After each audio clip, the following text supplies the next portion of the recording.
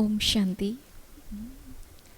कल हम सभी ने ब्रह्मा बाबा की अद्भुत जीवन कहानी पार्ट 1 सुना। दादा लेख राज जी जिन्हें परमात्मा के द्वारा एक दिव्य नाम मिला, पिताश्री ब्रह्मा। तो कल हम बात कर रहे थे कि किस प्रकार से दादा के जीवन में एक अद्भुत परिवर्तन आया। बात 1936 की है। किस प्रकार से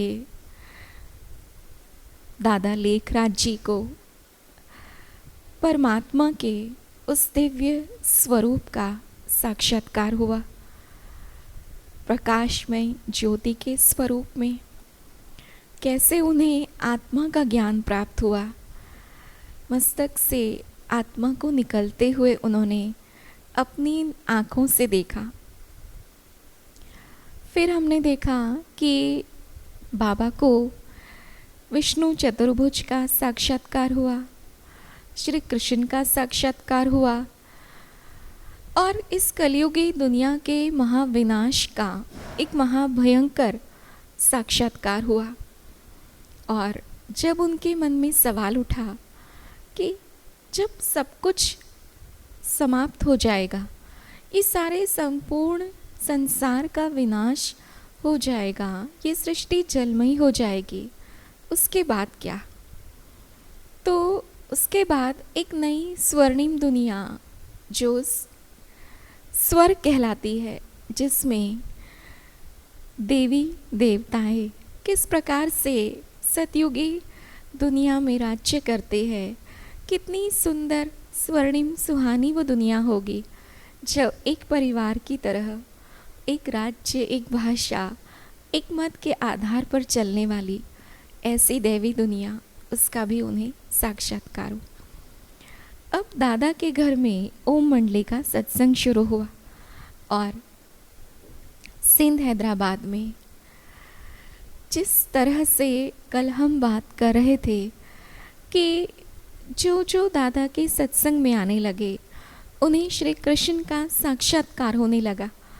और जैसे ये बात हवा की तरह फैल गई कि जो दादा के सत्संग में जाएगा, उन्हें श्री कृष्ण के दर्शन होंगे। और अक्सर आप देखते हैं कि बहनों का, माताओं का विशेषकर कृष्ण से बहुत प्यार होता है।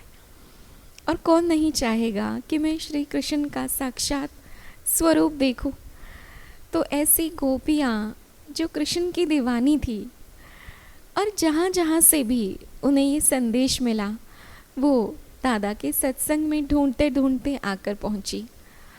कई तो ऐसे चमत्कार हुए कि जो दादा को जानते भी नहीं थे, उन्हें भी घर बैठे एक सफ़ेद चमकती लाइट का फरिश्ता, सफ़ेद वस्त्रधारी दादा का वो स्वरूप नज़र आया लाइट के फॉर्म में।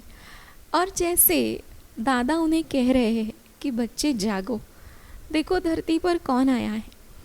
और ऐसी मीठी सी आवाज़ उनके कानों में गूंजती और वो सफ़ेद वस्त्रधारी बाबा को ढूंढते ढूंढते बाबा के सत्संग में पहुंचती। तो इस तरह से बाबा के पास शुरू में धीरे धीरे 100-150 के करीब आने लगे। कई परिवार के परिवार जुड़ गए। अंग्रेज़ों का ज़माना था उस समय। कई ऐसी घरों में कुछ ऐसी लेडीज़, विधवाएं, जिनके पास जीने का कोई सहारा नहीं था, अचानक आई दुख की घड़ी में वो भी भगवान का साथ ढूंढ रही थी। तो ऐसे भी कई ऐसी बहनें जो अपने बच्चों के साथ ओम मंडली के सत्संग में आई। वो समय कुछ ऐसा था, कुछ ऐसा माहौल था। और उस समय लोगों में जो परमात्मा के प्रति श्रद्धा, अटूट स्नेह की भावना थी, सत्संग के प्रति एक मन में श्रद्धा थी, भावना थी।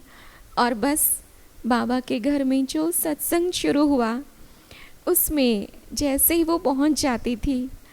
और सबसे बड़ी वंडरफुल बात ये है कि दादा लेखराज, जिन्हें हम प्यार से ब्रह्मा बाबा कहते हैं, तो दादा के तन में वो निराकार परमात्म शक्ति की प्रवेशता हो जाती थी। आप सोच सकते हैं कि आज भक्ति मार्ग में भी हम कोई बहुत बड़े बड़े गुरु महात्मा होते हैं, उनके दर्शन के लिए तरसते हैं। हम सोचते हैं कि कोई बहुत बड़े हस्ती हैं, कोई बहुत बड़े महात्मा है, तो वो सिर पे आशीर्वाद का हाथ तो रख ले, है ना, उनसे हम कुछ शक्ति तो प्राप्त कर ले, ब्लेसिंग्स तो ले ले, तो उनके नज़दीक जाने की हम बात करते हैं। और यहाँ पर दादा के तन में डायरेक्ट उस निराकार परमात्म शक्ति का अवतरण, और जब वो सत्संग में बैठते थे तो उनके मुख से जो वाणी निकलती थी और सत्संग में आने वाली सभी ब्रह्मावत्स जब उसे सुनते थे तो वो भाव विभोर हो जाते थे। जैसे ही उनकी दृष्टि सामने बैठने वाले बच्चों पे पड़ती थी तो वो देह से न्यारे हो जाते थे। उन्हें ऐसा लगता था मस्तक में कोई लाइट चमक रही है, सबके अंदर एक लाइट चमक रही है। कभी कभी वो सतयुग की बातें करते तो वो सतयुग में चले जाते, और गोप गोपियाँ जैसे श्री कृष्ण के साथ रास कर रही है, श्री कृष्ण का वो सत्य स्वरूप अनुभव करके वो उसमें इतनी खो जाती थी। सचमुच मीरा की तरह उनकी लगन थी। और क्या उस समय का वो रूहानी वातावरण था जिसमें उनको इतनी सुंदर सुंदर अनुभूतियाँ हुई।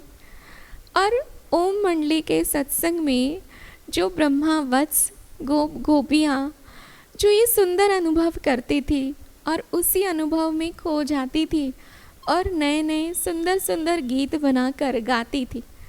उन्हें ऐसा लगता था कि पता नहीं हमें क्या मिल गया हो। तो धीरे धीरे बाबा के घर में सत्संग में आने वालों की संख्या बढ़ती गई।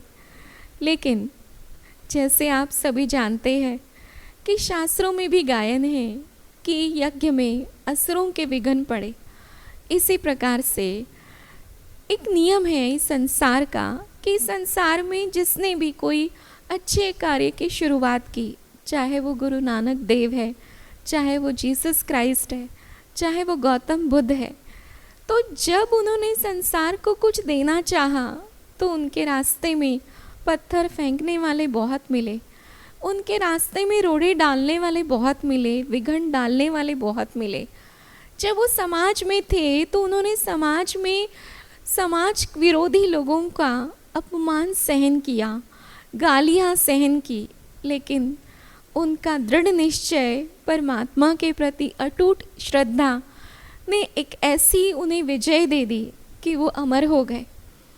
तो इस प्रकार से निराकार परमात्मा शिव ने भी प्रजापिता ब्रह्मा के द्वारा जिस महान कार्य की शुरुआत की, उसमें भी बहुत विघ्नों का सामना हमारे दादा को करना पड़ा। और जैसे मान लीजिए कि एक सत्संग में बैठे हुए हैं और स्वयं दादा के तन में निराकार शिव बाबा का अवतरण हुआ है। इतनी संसार की सर्वोच्च हस्ती जो सर्वशक्तिमान है, जब वो तन में प्रवेश करे तो आप सोच सकते हैं कि उनसे मिलने वाली वो दृष्टि कितनी शक्तिशाली होगी। और उस शक्तिशाली दृष्टि से जैसे मान लीजिए कि मैं योग में बहुत एक मन को शक्तिशाली स्थिति में स्थित करके सामने वाले को देख रही हूँ कि ये भी एक ईश्वर की संतान है, इनके मस्तक में भी एक आत्म ज्योति चमक रही है। हे प्यारे मीठे बाबा, आपका ये बच्चा, ये आपकी संतान, इनके जीवन में भी खुशियाँ हो, इनका भी कल्याण हो, ये भी परमात्मा से अपना अधिकार प्राप्त कर ले। तो ऐसी शुभ वाइब्रेशन देते, जैसे बाबा सभी को दृष्टि देते थे, तो वो दृष्टि देते ही देह से न्यारे हो जाते थे और बहुत सुंदर अनुभूति करते।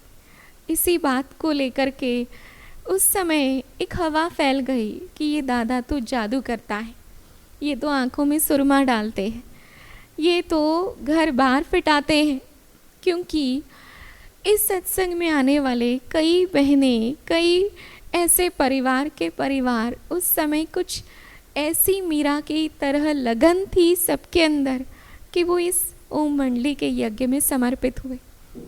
और सबसे बड़े आश्चर्य की बात कि दादा ने शुरू में ओम मंडली में जो कन्याएं, माताएं, उसमें से भी 5 कन्याओं का चयन किया जो इस ज्ञान और योग में होशियार थी, जिन्होंने इस ज्ञान मार्ग में गहराई से ज्ञान को समझा हुआ था। तो ऐसी 5 कन्याओं का ओम मंडली के नाम से ट्रस्ट बनाया। और स्टार्टिंग में ही जब इस यज्ञ की शुरुआत हुई, उस ज़माने में बाबा ने अर्थात दादा लेखराज ने 18 लाख से भी अधिक रुपए का धन कमाया था। आप सोच सकते हैं उस ज़माने के 18 लाख आज के कितने हो सकते। लेकिन बाबा ने उस समय अपना संपूर्ण धन इस ईश्वरीय सेवा में समर्पित किया। एक रत्ती भी, एक सिंगल छोटा सा कॉइन भी अपने पास नहीं रखा। उन्होंने मन में ये दृढ़ निश्चय किया था कि अब ये धन सिर्फ और सिर्फ ईश्वरीय सेवा के लिए है, एक नई सृष्टि की स्थापना के लिए है। अब इस धन पे मेरा कोई अधिकार नहीं। ये बात उस समय की है जब बाबा का लौकिक परिवार, उनके बच्चे, उनकी बहू और साथ में सत्संग में आने वाले सभी भाई बहनें जो एक परिवार के भांति रह रहे थे। जैसे कि बाबा ने बोर्डिंग हाउस खोला हुआ था और बाबा के पास तो बहुत सारे मकान थे, जिसमें एक में बहनें और एक में भाई। बहनों की संख्या ज़्यादा थी, बच्चे भी थे। तो जो होशियार बच्चियाँ थी तो वो उस हॉस्टल में ही, बोर्डिंग हाउस में ही छोटे बच्चों को इस तरह से ये ज्ञान की शिक्षाएं देती, लौकिक एजुकेशन भी और अलौकिक ईश्वरीय ज्ञान की शिक्षाएं भी। हमारी दादियाँ, हमारी दादी गुलजार, हमारी दादी प्रकाशमणि और हमारी आदरणीय बड़ी दीदियाँ जब अपना अनुभव सुनाती है कि किस प्रकार से ओम मंडली के उस सत्संग में हम सब की बाबा ने पालना की। ब्रह्मा बाबा ये नाम कैसे पड़ा? तो उसी सत्संग में एक गोपी जिनका नाम शोभा था और बाद में उनका नाम पड़ा गुलजार, दादी हृदय मोहिनी। तो वो 8-9 साल की छोटी सी नन्ही सी उम्र में अपनी दादी के साथ सत्संग में आई और आते ही उन्होंने जब से बाबा को देखा तो वो साक्षात्कारों का पाठ उनका शुरू हुआ और वो ध्यान में चले गई, श्री कृष्ण के साथ रास करने लगे। उसके बाद उन्हें वहाँ आने के बाद, ओम मंडली के सत्संग में आने के बाद बहुत सारे साक्षात्कार हुए। और दादी बताती है कि एक बार जैसे वो ध्यान में गई, ट्रांस में गई, तो उन्होंने एक सफ़ेद प्रकाश की एक बहुत सुंदर दुनिया देखी। इतनी सुंदर दुनिया जहाँ एकदम चमकता, चांदी सा चमकता प्रकाश, चारों तरफ सफ़ेद ही सफ़ेद लाइट। और उस सफ़ेद लाइट के पहाड़ों में उन्होंने देखा कि एक फरिश्ता स्वरूप, और नज़दीक जाकर देखा तो वो फरिश्ता स्वरूप कोई और नहीं लेकिन दादा का ही स्वरूप था। तो उन्हें ऐसा लगा कि नीचे साकार में भी दादा हमारे साथ है और यहाँ पर भी एक लाइट का फरिश्ता, तो ये क्या बात है।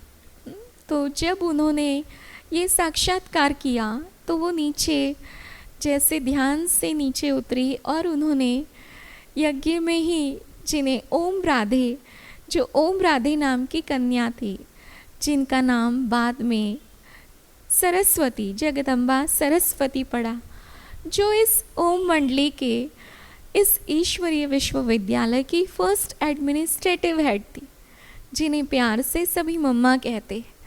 तो उन्होंने अपना अनुभव शेयर किया कि आज जब मैं ध्यान में गई तो मैंने बाबा ऐसा ऐसा स्वरूप देखा।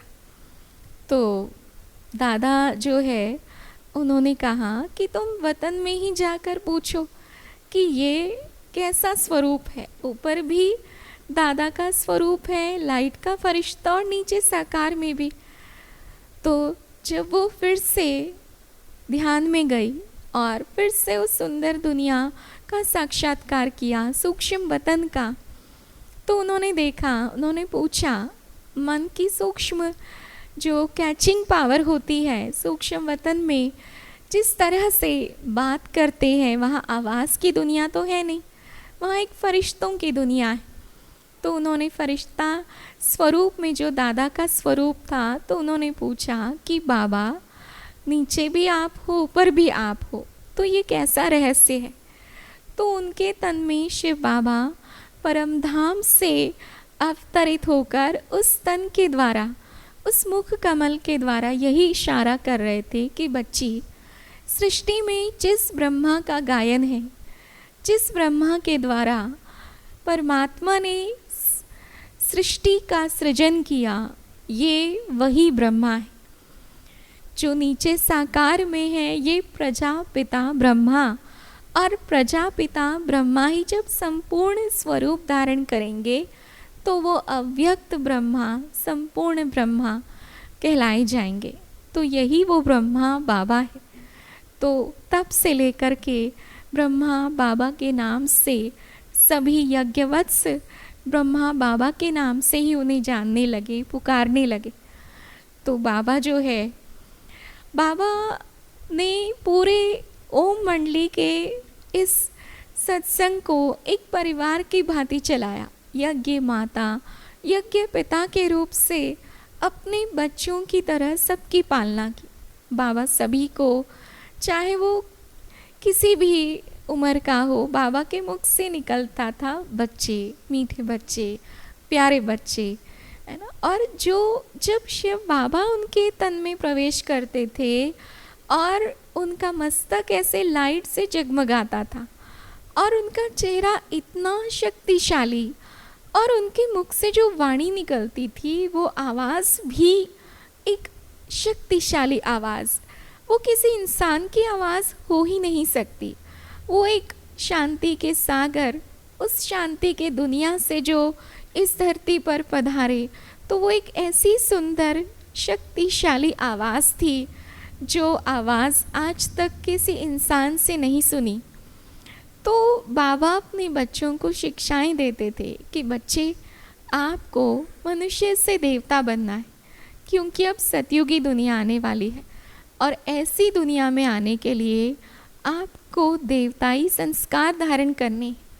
बाबा बच्चों को सिखाते थे कि देवताएं जो है वो खाते हैं तो कैसे खाते हैं, देवताएं चलते हैं तो कैसे चलते हैं, देवताओं का स्वभाव कैसे होता है। देवताओं के तो हर कर्मेंद्री का गायन है, नयन कमल, मुख कमल, हस्त कमल, चरण कमल। तो हमें, तुम्हारा लक्ष्य है कि तुम्हें ही मनुष्य से देवता बनना। नर तू ऐसी करनी कर जो नर से श्री नारायण बन जा, और नारी तू ऐसी करनी कर जो नारी से श्री लक्ष्मी बन जा। तो बाबा बच्चों को सिखाते हैं कि कैसे आपको चलना है, कैसे आपको रहना है, आपकी एक एक चीज़ का कैसे आपको संभाल करनी है।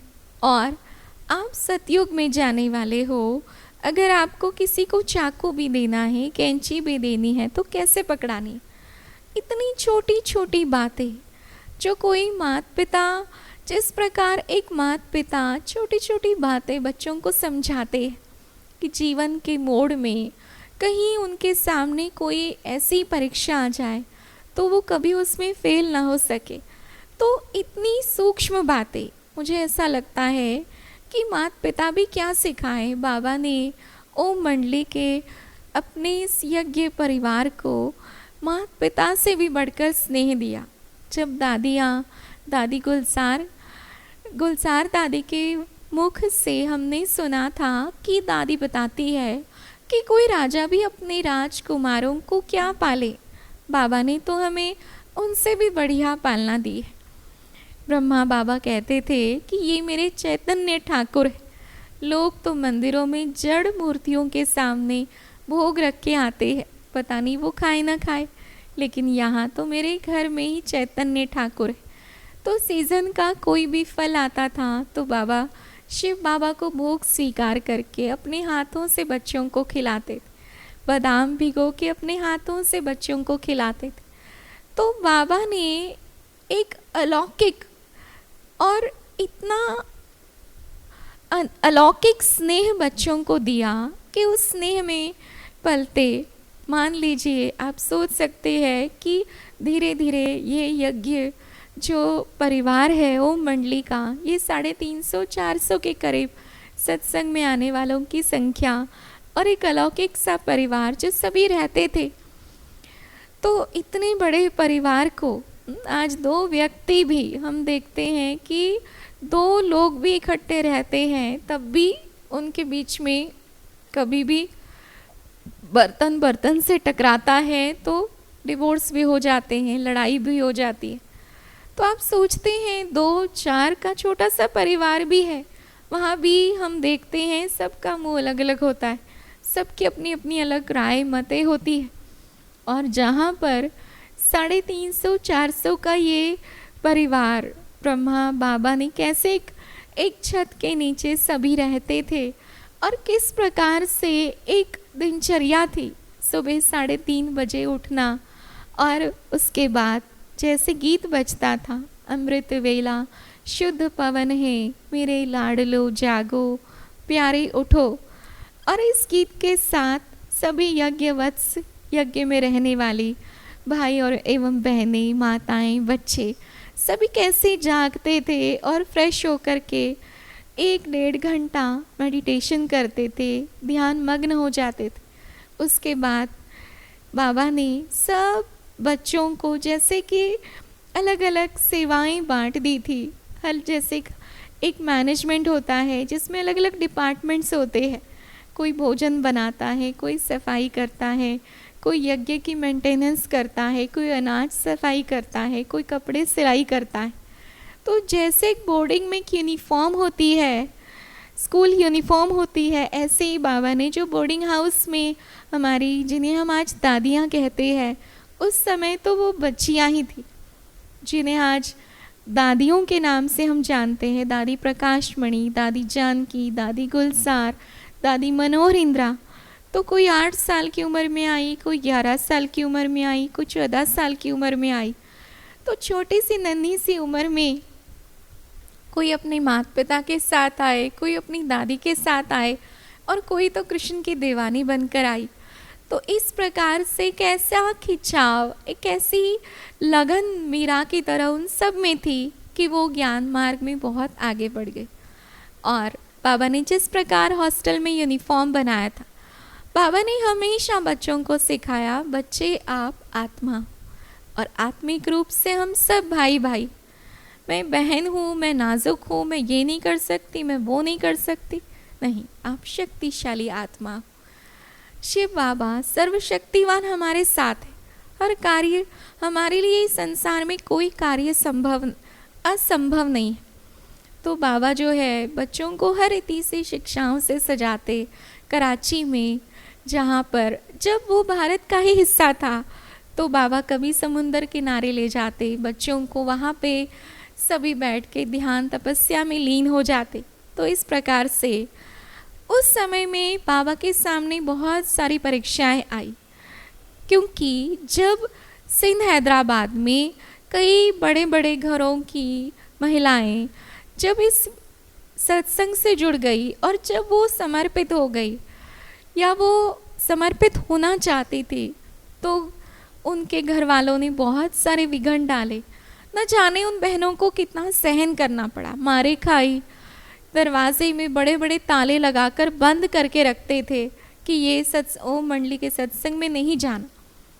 कुछ सिंधी लोग ही जो ये नहीं चाहते थे कि हमारे घर की लेडीज़, हमारे घर की बहनें यहाँ जाए, क्योंकि कई ऐसे परिवार थे, कई ऐसे सिंधी लोग उस समय सिंधियों जो थे बहुत फैशन और बहुत कुछ खाने पीने के शौक़ रखने वाले लोग, जो ये सात्विक जीवन पसंद नहीं करते थे। कई ऐसे परिवार जैसे कई ऐसी बहनें जिनके पति विदेश में पैसा कमाने के लिए गए और जब वो 3-4 मास बाद वापस आते थे और वो देखते थे कि इनको पता नहीं कैसे मीरा की तरह लगन लगी है और ये तो बिल्कुल सात्विक जीवन वाली जैसे कोई सन्यासिनी हो गई, तो उन्हें इस बात से चिढ़ होती थी कि ये सब क्या, उनकी अतृप्त इच्छाएं, काम वासनाएं, और उसकी वजह से क्रोधित होकर के वो मारपीट करते थे। तो इस तरह से बाबा के सामने बहुत सारी परीक्षाएं आई कि ये कहा जाता था कि दादा लेखराज जो है उन्हें वो घर बार फिटाते हैं, जादू करते हैं। तो ऐसी बहुत सारी बातें जो अमेरिका के अखबारों तक पहुंची। लेकिन ब्रह्मा बाबा जिनको एक अटूट निश्चय था कि ये कार्य सिर्फ और सिर्फ शिव बाबा का है, करण करावनहार वो प्यारा परमात्मा है, मेरा तो इसमें कोई रोल ही नहीं है, मुझे तो कुछ पता भी नहीं था कि मुझे क्या करना है। उस निराकार शक्ति के द्वारा ही इस कार्य की शुरुआत हुई है, शिव बाबा ही कराने वाला है। तो उन्हें वो अपना सब कुछ, अपनी सारी चिंताएं, अपने सारे बोझ उन्होंने शिव बाबा को ही समर्पित किए थे। तो ऐसे करते करते बहुत सारे विघ्न आए, बहुत सारी परीक्षाएं आई। कुछ सिंधी लोगों ने एक एंटी ओम मंडली बनाई जो बाबा के खिलाफ गलत गलत बातें लोगों तक फैलाते थे। एक बार तो सिंधी एंटी ओम मंडली ने एक सरदार को तैयार करके भेजा कि वो सरदार बाबा को ही ख़त्म कर दे, और उन्हें ऐसा लगा कि न बजेगा बांस न बजेगी बांसुरी। तो कई घरों की जो बहनें सत्संग से जुड़ती जा रही है और उसमें मीरा की तरह उन्हें लगन ऐसी पैदा हो रही है, और जैसे कि उन्हें ऐसा लग रहा था कि ये सारे ही पवित्र बन जाएंगे तो ये संसार कैसे चलेगा। तो उस सिंधी लोगों के उस मुखिया ने एक सरदार को तैयार किया और वो सरदार बाबा के पास आया, ओम मंडली के गेट के पास खड़ा हुआ। तो जिस तन को स्वयं निराकार शिव बाबा ने चुना था वो कोई साधारण तन तो हो नहीं सकता। उन्हें भी इंट्यूशन हुई कि सामने आने वाला व्यक्ति ज़रूर किसी गलत भावना से आया है। फिर भी बाबा ने बच्ची को कहा कि देखो बच्ची, गेट पे कोई आया हुआ है, आप उसे अंदर ले आओ। और जैसे ही वो सरदार अपने अस्त्र शस्त्र लेकर बाबा को मारने के लिए ही आया हुआ था, वो आया बाबा के पास। बाबा ने उसको अपने पास बिठाया और बाबा ने कहा, बच्चे आपको पता है आप कहाँ आए हो? आप अपने ही बाप के घर में आए। जैसे ही वो प्यार से उससे बात कर रहे थे तो वो जो सरदार है वो उन्हें देखता ही रह गया, और देखते ही देखते उस सरदार को साक्षात गुरु नानक देव का साक्षात्कार हुआ। उसे ऐसा लगा कि मेरे साथ साक्षात बाबा जी खड़े हैं, जैसे उनकी उंगली ऊपर। और जैसे ही उसने वो साक्षात्कार किया तो वो सरदार पूरा दंडवत डाल करके बाबा जी के पैरों में गिर पड़ा, सिर पटक के रोने लगा कि बाबा जी मुझे माफ़ कर दो, मैंने आपको पहचाना नहीं। तो उनसे माफ़ी मांग करके और बाबा ने ये भी कहा कि बच्ची, आज बच्चा पहली बार बाप के घर में आया है, इसके लिए कोई प्रसाद तो ले आओ, कोई टोली तो ले आओ। टोली यहाँ पर प्रसाद को कहा जाता है। तो बाबा ने उसको प्रसाद देकर विदा किया। तो आप सोच सकते हैं कि कैसी कड़ी कड़ी परीक्षाएं बाबा के जीवन में आई। और जब 1947 में हिंदुस्तान पाकिस्तान अलग हुआ, उस समय वो भी एक ऐसा समय था जो कितनी लड़ाइयाँ हुई और कितनी अशांति थी उस समय। तो ऐसे समय पे जो मुसलमान लोग थे वो ओम मंडली के सत्संग वालों को कहते थे, ये तो खुदा के बंदे हैं, इन्हें हम हाथ नहीं लगाएंगे। उन्हें भी एक ऐसी रूहानी वाइब्रेशन आती थी कि ये तो खुदा के बंदे हैं। बाकी हिंदुओं को तो मार मार करके भारत में भगाया, लेकिन इन्हें जो है परमात्मा की ऐसी शक्ति साथ थी कि बाबा के लिए उनके अंदर एक रिस्पेक्ट था। तो बाबा ने उस सिंध हैदराबाद में जब वो भारत का हिस्सा था, वहाँ पर रहते हुए ओम मंडली के सत्संग को एक ऐसे कितने कष्टों के साथ, कितने विघ्नों के साथ इस परिवार को चलाया। उनके सामने न जाने कैसी कैसी परिस्थिति आई। तो उस समय कराची का माहौल कुछ ऐसा था, एक तरफ अंग्रेज़ों का राज्य, एक तरफ दुनिया में कई प्रकार के भेदभाव, जाति भेद, धर्म भेद, कई प्रकार के ऐसे लड़ाई झगड़े चल रहे थे। दुनिया में एक अशांति का माहौल था। तो बाबा को लगा कि अब हमें इस स्थान से कहीं दूर जाना चाहिए, जहाँ पे शांति हो, जहाँ तपस्या के लिए, तपस्या का माहौल हो। तो हमें कहीं कहीं पहाड़ों पर या किसी शांति की जगह जाके तपस्या करनी। तो ऐसे ही ढूंढ रहे थे कि आखिर इस स्थान से दूर कहाँ जाया जाए, जहाँ पे एकांत का माहौल हो। तो ऐसे ढूंढते ढूंढते परमात्मा को जो पसंद था, तो माउंट आबू की धरनी का चयन हुआ और सारा काफिला, ओम मंडली का सारा काफिला, सभी यज्ञवत्स, सभी इस परिवार के सदस्य और वहाँ अपना सारा सामान लेकर के कराची से पोरबंदर आए और वहाँ से ट्रेन से आबू की धरनी पर आए, माउंट आबू, जहाँ पर बाबा ने पुरानी राजाओं की, भरतपुर के राजा की कोठी थी। तो वो कोठी को किराए पे लिया। 2 कोठियाँ, 2 हवेलियाँ थी, एक में बहनें रहने लगी, एक में भाई। और आप उस समय माउंट आबू का जो पहाड़, 1950 की बात है, इतना डेवलप नहीं था। वहाँ पे इतना घना जंगल और जंगली जानवर भी और सांप आदि थे। तो बाबा बच्चों को कहते थे कि बच्चे, आप तपस्या के लिए इस एकांत के स्थान पे आए हो और ये जो जानवर आदि है, ये तुम्हारा कुछ नहीं बिगाड़ेंगे। अगर आप इनका कुछ नहीं बिगाड़ेंगे तो ये भी कुछ नहीं बिगाड़ेंगे। ये भी तो बाबा कहते थे, जैसे कोई सांप दिखता था तो बाबा कहता था बच्चा आया है तो चला जाएगा। तो इस प्रकार से हर किसी के लिए शुभ भावना।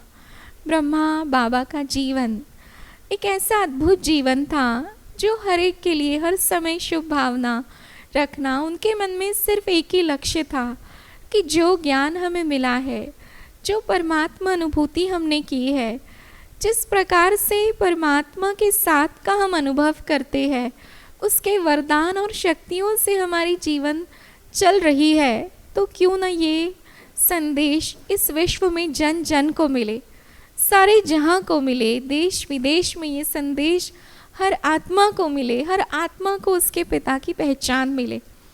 तो ऐसे करते करते न वहाँ माउंट आबू में ही जब इस ओम मंडली के सत्संग ने ही एक संस्था का रूप लिया और उसके बाद ही ये प्रजापिता ब्रह्मा कुमारी ईश्वरीय विश्वविद्यालय के नाम से ये जाना लगा और ब्रह्मा कुमारी इसके नाम से एक संस्था का रूप धारण किया।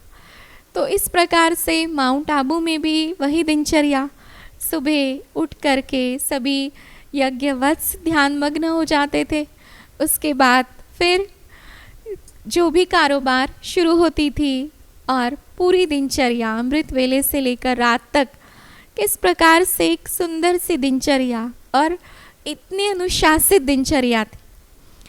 फिर बाबा को लगा कि हमें तो ये ज्ञान मिल गया। बाबा अपने परिवार में जो ये अलौकिक ओम मंडली जो एक ईश्वरीय विश्वविद्यालय का रूप ले चुकी थी, तो बाबा ने कहा बच्चे, आपने अपना कल्याण तो कर लिया, लेकिन अभी संसार का कल्याण कौन करेगा। तो बाबा ने अचानक से शिव बाबा ने जो उन्हें थॉट दिया, तो बाबा ने 2-2 बच्चियों की जोड़ी बनाकर उन्हें ट्रेन की टिकट करा दी और बाबा ने कहा उन सभी बच्चियों को कहा कि बच्चों, आपको विश्व का कल्याण करना है, आपको इस विश्व की हर आत्मा को संदेश देना है। तो बाबा ने किसी को दिल्ली की टिकट करा दी, किसी को पंजाब की, किसी को अमृतसर की, किसी को मुंबई की, किसी को लखनऊ की, किसी को कलकत्ते की, ऐसे करते हुए दो दो बहनों की जोड़ी बनाकर अब वो बच्चियाँ जो इतने सालों से एक ऐसे परिवार के सुरक्षित माहौल में बाबा की छत्र छाया में रह रही थी, जिन्हें दुनियादारी कुछ भी नहीं पता था कि कैसे सेवा करनी है, कैसे बाबा का संदेश देना है, लेकिन उनके अंदर सिर्फ एक निश्चय था कि ये जो ब्रह्मा बाबा है, इनके मुख से बोलने वाले वो शिव बाबा है, ये शिव बाबा की आज्ञा है और सतगुरु की आज्ञा सिर माथे। बस बाबा ने अगर कहा है तो हमें जाना है। तो बस उसी उमंग उत्साह के साथ दो दो की जोड़ी बनाकर ये बहनें सेवा के लिए निकल पड़ी। दिल्ली में जो बहनें, जिन्हें आज हम दादियाँ कहते हैं, वो अपनी कहानी, अपने अनुभव सुनाती है कि जैसे ही हम दिल्ली में स्टेशन पर उतरी तो हमें तो पता ही नहीं कि हमें जाना कहाँ है। तो टांगे वाला आया और उसने कहा कि कहाँ जाना है। तो बहनें कहने लगी, भैया तुम जहाँ कहीं ले चलो। कहता कहीं तो जाना है। तो कहते हमें कोई ऐसे स्थान पे ले चलो जहाँ पे हम सत्संग कर सके, सबको परमात्मा का संदेश दे सके। तो टांगे वाले ने वो जमुना के कंठे पर एक धर्मशाला के पास उन्हें लेकर आया। तो हमारी दादियाँ बताती है कि वहाँ पर धर्मशाला में नदी किनारे कई ऐसे लोग, तो हमें लगा कि हमें कहाँ रुकना है, उन्हें कुछ नहीं पता था। देखो कितना बड़ा उनका त्याग था, किस प्रकार से ईश्वर की आज्ञा पर वो सेवा के लिए निकली थी और उनके पास 2 जोड़े वस्त्रों के सिवा कुछ भी नहीं था। और बाबा ने सभी बच्चियों को समझाया था कि बच्ची, आपको इस संसार को जगाना है, विश्व का कल्याण करना है, लेकिन किसी से भी मांगना नहीं है, मांगने से मरना भला। शुरू से ही बाबा के ये संस्कार थे कि किसी के आगे हमें हाथ नहीं फैलाने। हम दाता की संतान हैं, जो सारे संसार को देने वाला है, हम उसके बच्चे हैं। तो दादी बताती है कि वहाँ पे कोई कुश्ती खेल रहे थे, तो कोई कुश्ती का पहलवान हम सफ़ेद वस्त्रधारी बहनों को देख करके हमारे पास आया और उन्हें ऐसा लगा कि ये जैसे कोई देवियाँ है। उसने कहा कि आप सचमुच की देवियाँ हो तो आप मुझे आशीर्वाद दो। कल मेरी कुश्ती की लड़ाई है, अगर मैं उसमें जीत गया तो सचमुच मैं मानूंगा कि आप सचमुच की देवियाँ हैं। और उन्होंने कहा, देखो भैया, हम सभी ईश्वर की संतान हैं और हम सबको आशीर्वाद देने वाला तो ईश्वर पिता है। तो हम आपकी बहनें होने के नाते तो हम आपके लिए ज़रूर ये शुभकामना रखेंगी कि आप अपने युद्ध में, अपनी लड़ाई में जीत सको। तो उसने जैसे फिर दादी वही धर्मशाला में ही के एक कमरे में, जहाँ पे वहाँ स्थान मिला, वहाँ पर ही दोनों बहनें रहने लगी। और दूसरे दिन, इनके पास कुछ नहीं था, दूसरे दिन कुश्ती की लड़ाई में जो पहलवान था वो सचमुच में उसकी जीत हो गई और उसकी आंखों से आंसू आए कि कल जिन सफ़ेद वस्त्रधारी देवियों ने मुझे आशीर्वाद दिया था, उनकी आशीर्वाद से आज मैंने जीत लिया। और बस उसने फिर से धर्मशाला में उनको ढूंढा और कहा कि आज मैं आपके आशीर्वाद से जीत गया हूँ, अब आप ही बताइए मैं आपका मुख कैसे मीठा करूँ। तो दादियाँ बताती है कि हमने कहा कि हम तो बाहर से कोई मिठाई आदि नहीं खाते। तो कहता है, मैं अब आपका मुख कैसे मीठा करूँ। कहता, हम जो कुछ बनाते हैं भगवान को भोग स्वीकार करके फिर ग्रहण करते, फिर खिलाते।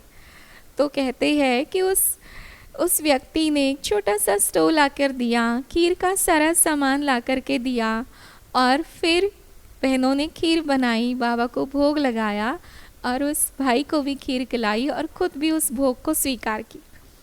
कितनी कठिन तपस्या थी हमारे दादियों के जीवन में। दादियाँ बताती है कि जब हम दूर एक आने की बचत करने के लिए, 2 आने की बचत करने के लिए हम 4-4 माइल्स पैदल चल कर के सत्संग का जहाँ से भी निमंत्रण आता था वहाँ जाती थी। कई ऐसी बहनें जो बाबा ने सेवाओं के लिए भेजा था, तो कई अपने लौकिक रिश्तेदार थे, उनके पास अलग से रहने लगी। वो कहती थी, देखो हम तो विश्व की सेवा के लिए आए हैं, हम तो भारत के कल्याण की सेवा के लिए आए। जहाँ भी ये बहनें जाती थी और मोटी मोटी बातें ज्ञान की सबको सुनाती थी, कलयुग जाने वाला है, सतयुग आने वाला है, अब ये दुनिया परिवर्तन होने वाली है, अब जागो, खुद को पहचानो, ये सोने का समय नहीं है। तो इस प्रकार से जो जो ये बातें सुनाती थी, किसी की समझ में आता था, किसी की समझ में नहीं आता। कोई तो बहुत प्यार से सत्संग में आता, ज्ञान की बातें सुनता, और कोई तो इनके खिलाफ कभी गलत बातें भी बोल देता। तो कई ऐसी परीक्षाओं का सामना करना पड़ा लोगों के मन में, जब पता चला कि सत्संग में ये पवित्र रहने की बात करती। एक बार किसी गुरु ने भी ब्रह्मा बाबा को कहा कि यहाँ पर इस ब्रह्मा कुमारी इस विद्यालय में पवित्र रहने की बात करते, घर गृहस्थ में रहते हुए कमल फूल समान रहने की बात करते हैं, तो दादा अगर आप पवित्रता की बात हटा दो तो आपके सत्संग में बहुत भीड़ लग जाएगी। तो ब्रह्मा बाबा ने कहा, ये मेरी आज्ञा नहीं है, ये पवित्रता के दाता सागर स्वयं शिव बाबा की आज्ञा है कि तुम्हें मन वचन कर्म से पवित्र बनना है। तो जहाँ पवित्रता की बात आती थी वहाँ पर ही हंगामे होना शुरू हुआ, क्योंकि वैसे तो दुनिया में लोग कहते विषय विकार मिटाओ, पाप हरो देवा, रोज भगवान के आगे जाकर कहते हमें पापों से मुक्त करो। और जब भगवान कहता है कि तुम्हें पापों से मुक्त होने के लिए पवित्र बनना है, तो वो बात किसी को स्वीकार नहीं होती। घर की एक महिला पवित्र रहना चाहती है तो उसके ऊपर अत्याचार होते हैं, उसके साथ मारपीट होती है, उसको कष्ट पहुंचाया जाता है। और एक व्यक्ति, एक पुरुष अगर उसके मन में वैराग्य आए तो वो अपना घर बार छोड़कर जंगल में जाए, तपस्या करे, तो उसे महात्मा कहकर सारे उनके भक्त बन जाते हैं और उनकी पूजा तक करने लगते हैं, उनके चरण तक धोने लगते हैं। वो चाहे तो महामंडलेश्वर बन सकते हैं, साधु महात्मा बन सकते हैं, लेकिन एक नारी अगर घर गृहस्थ में रह करके पवित्र जीवन व्यतीत करना चाहती है तो उसके लिए समाज में कितनी बातें बनती है, न जाने उसको कितने कष्टों का सामना करना पड़ता है। और ऐसे ही बहुत सारी बातें आई, कोर्ट तक केस चला गया और इस विद्यालय की फर्स्ट एडमिनिस्ट्रेटिव हेड हमारी मातेश्वरी जगदम्बा सरस्वती, जो कोर्ट में भी उन्होंने जाकर के कोर्ट के सामने गवाही दी कि अगर एक परिवार में कोई स्व इच्छा से पवित्र जीवन व्यतीत करना चाहता है, काम विकार से मुक्त रहना चाहता है, तो क्या ये अधिकार उसको नहीं है? क्योंकि हम ही तो भगवान को कहते विषय विकार मिटाओ। तो इस प्रकार से कई ऐसी निर्भयता पूर्वक बातें जो हमारी जगदम्बा सरस्वती, जिन्हें हम प्यार से मम्मा कहते हैं, तो मम्मा ने हमेशा ही, मम्मा भी इस यज्ञ में छोटी सी नन्ही सी एज से आई थी और बहुत ही गुणों से संपन्न, गाने में भी प्रवीण, और इतनी आज्ञाकारिता उनमें थी और बाबा के ही महावाक्यों का सार बहुत सुंदर तरीके से वो सबको समझाती थी। पूरे इस यज्ञ में यज्ञ माता के रूप से बाबा ने उनको निमित्त बनाया था और एक कन्या होकर के भी वो अपनी इस जिम्मेवारी को बहुत ही सुचारू रूप से संभाल रही थी। तो इस प्रकार से बाबा ने जिन जिन बहनों को सेवा के लिए भेजा, जहाँ जहाँ इन पवित्र बहनों के कदम पड़े, वहाँ वहाँ सेवा केंद्र खुल गए।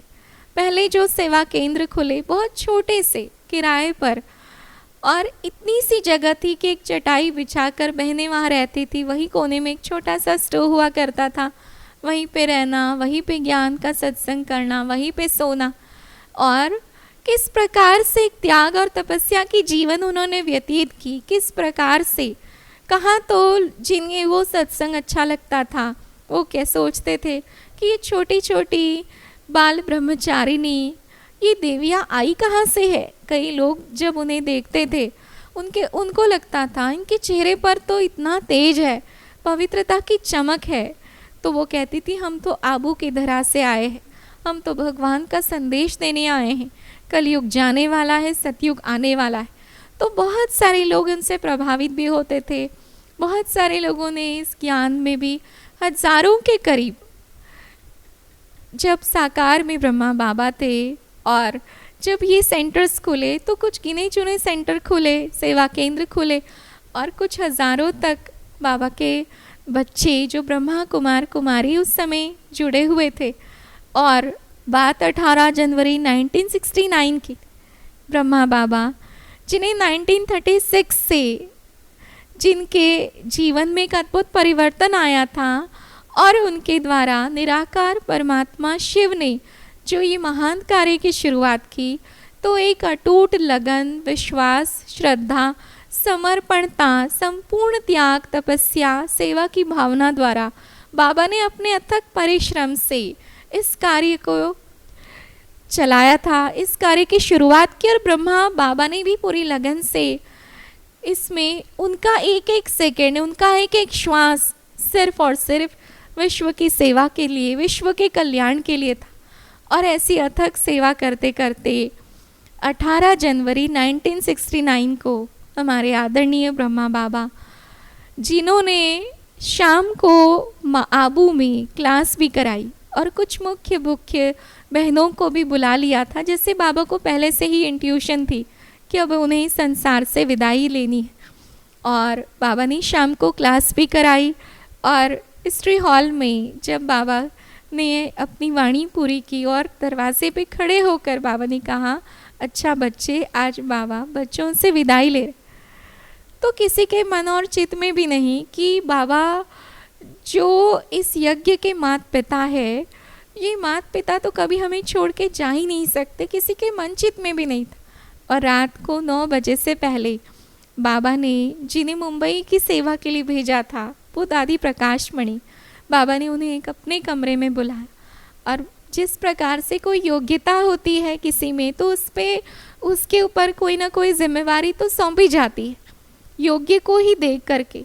तो ऐसे ही दादी प्रकाश मणि को बाबा ने बुलाया और जैसे ही बाबा ने उनके हाथ में हाथ देकर अपनी सारी पावर्स विल कर दी और बाबा ने कहा कि देखो, ये कार्य तो शिव बाबा का है, करण करावन हार तो वो निराकार है, लेकिन आप सभी बच्चों को निमित्त बन के इस कार्य को संभालना है।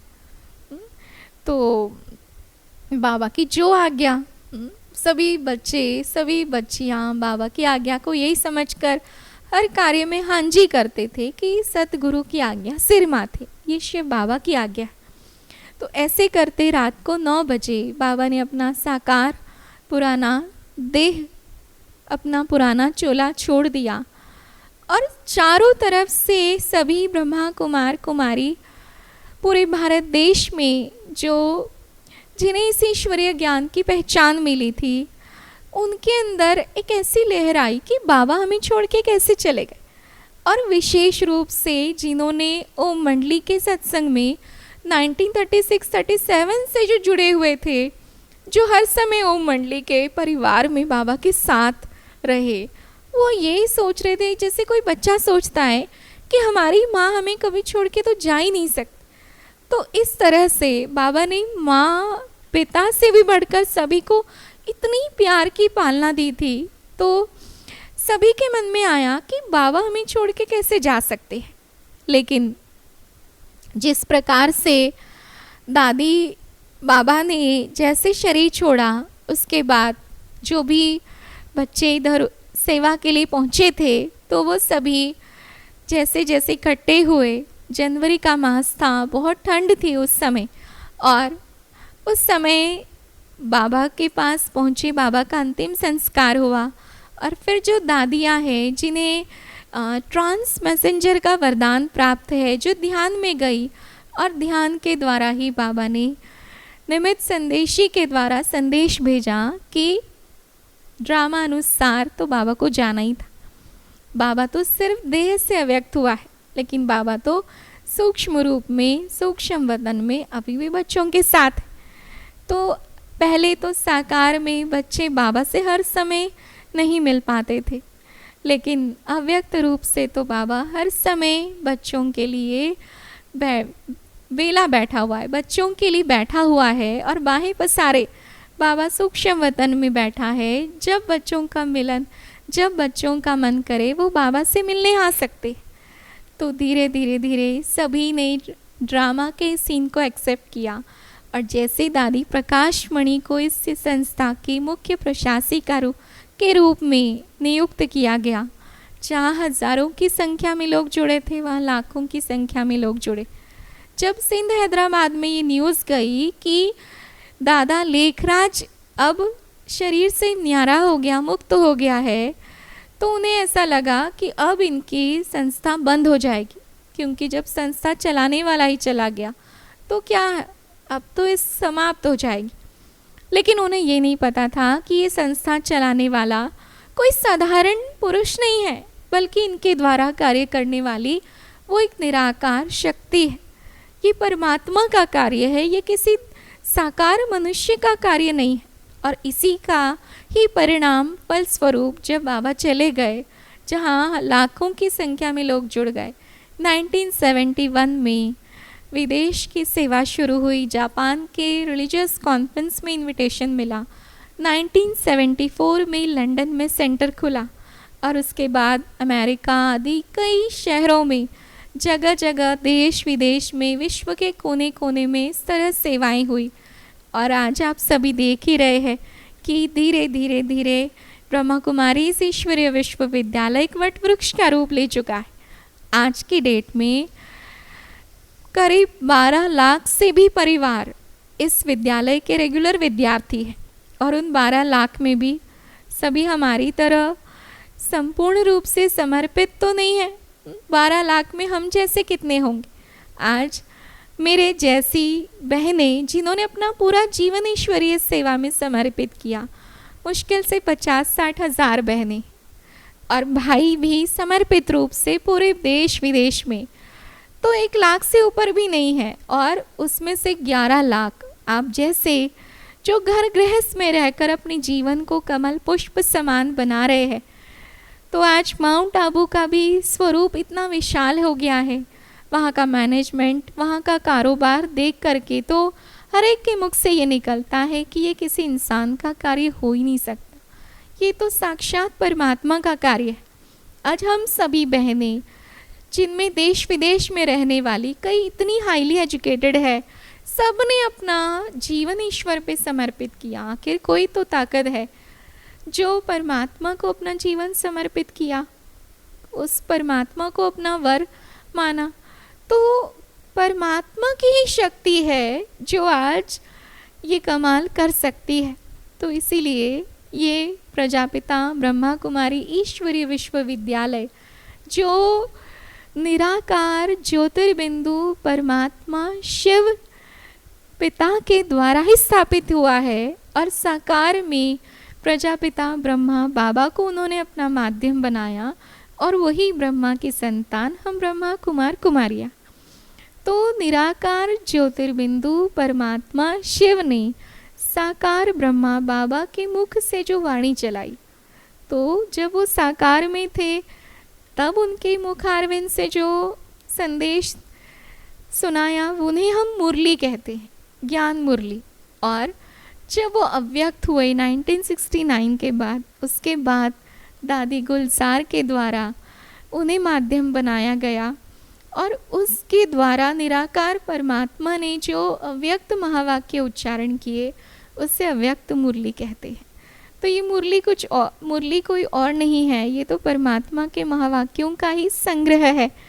और शिव बाबा ने ब्रह्मा मुख कमल से जो वाणी चलाई उन्हीं महावाक्यों का ये कलेक्शन है। जैसे गोप गोपिकाएं कृष्ण की मुरली के पीछे दीवानी थी, बस यही हाल है कि इस मुरली में भी इतना रस भरा हुआ है, और इसी मुरली के माध्यम से हम सबका सुप्रीम टीचर शिव बाबा हमें ज्ञान, योग, धारणा, सेवा, ये चारों ही सब्जेक्ट सिखाता है। और इसी मुरली के माध्यम से हमें एक ऐसा रस मिलता है, इतनी ज्ञान की शिक्षाएं मिलती है, तो गोप गोपियों की तरह इसे सुनने के लिए सभी भाग भाग के आते हैं। तो देश विदेश में, हमारे दिल्ली जैसे शहर में 150 से भी अधिक सेवा केंद्र है, जहाँ पर नियमित रूप से मेडिटेशन की क्लासेस चलती है, कोर्स चलता है, वाणी चलती है। तो 7 डेज़ कोर्स के बाद ये वाणी हम सुनते हैं, मेडिटेशन करते हैं, और इस वाणी के माध्यम से हमें ऐसा लगता है कि शिव बाबा डायरेक्ट भगवान हमसे बात करते हैं। और किस प्रकार प्यार प्यार से, खेल खेल में हमें वो संसार के गोये राज सुनाते हैं, कितनी गहरी बातें सुनाते हैं जिससे हमारा जीवन बदल जाता है। सचमुच शिव बाबा ने जब से शिव बाबा इस धरती पर आए, जब से उसने हमें पसंद किया, अपना बच्चा बनाया, हमारी तो जीवन ही बदल गई। तो जो खुशियाँ, जो प्यार, जो वरदान हमें भगवान से मिले, जो शिक्षाएं हमें मिली और जो अधिकार वो हमें दे रहा है, तो बस यही दिल करता है कि जो उसने हमें दिया वो सारे इस जहाँ को मिले, क्योंकि हम सब उसके वारिस हैं, हम सब उसके बच्चे हैं। इसीलिए ये ज्ञान का प्रकाश जन जन तक फैले, बस यही मन में इच्छा है। और इसी के साथ आज का ये सत्र हम पूरा करते हैं। और मुरली क्या होती है, मुरली में कैसे गहराई छिपी होती है, मुरली का महत्व क्या होता है, वो भी हम आप सबको बताएंगे। ओम शांति।